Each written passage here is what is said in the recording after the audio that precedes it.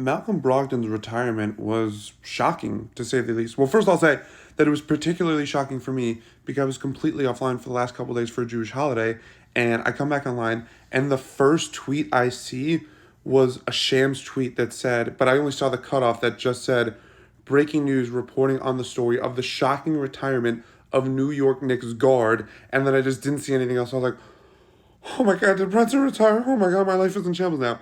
And then it was Brunson. But yeah, it's definitely a disappointment.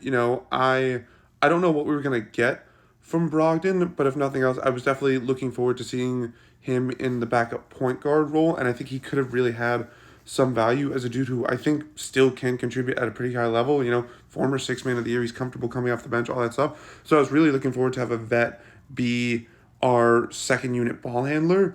That being said, I don't know how much he had to give this year because I think there were, in the wake of this announcement, there were reports coming out that people watch him in these preseason games and he just didn't really seem to have it, and that's kind of why he retired. So it's sort of like, okay, like what would have been the real benefit of him, toughing it out if he just wouldn't have had it this year.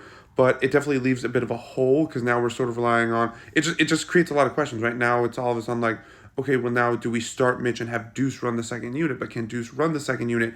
Do we give it to Tyler Kolek? But also he's really young, so like it definitely creates a few questions that the Knicks are definitely going to have to answer because now they don't necessarily have that logical vet to handle the second unit ball handling responsibilities.